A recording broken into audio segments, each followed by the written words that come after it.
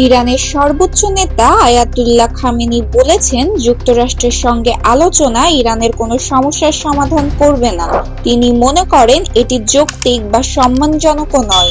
মার্কিন নিষেধাজ্ঞা পুনর্বহলের কয়েক ঘন্টার মধ্যেই খামেনি বলেন, অতীতে 2 বছর আলোচনা করেও ইরান কোনো সুফল পায়নি। বরং ব্যাপক ছাড় দেওয়ার পরও যুক্তরাষ্ট্র তার প্রতিশ্রুতি ভঙ্গ করেছে। তিনি বলেন, ইরানের অর্থনৈতিক সংকট ও জনগণের জীবনযাত্রার সমস্যাগুলো আলোচনা নয়, বরং কর্মকর্তাদের কঠোর পরিশ্রম ও জাতীয় ঐক্যের মাধ্যমেই সমাধান সম্ভব। তিনি স্মরণ করিয়ে দেয়, মার্কিন প্রেসিডেন্ট ডোনাল্ড ট্রাম্প পরমাণু চুক্তি বাতিল করেছেন এবং পূর্ববর্তী প্রশাসনও প্রতিশ্রুতি রক্ষা করেননি। তাই এই ধরনের সরকারের সঙ্গে আলোচনা হবে অসম্মানজনক ও অযৌক্তিক।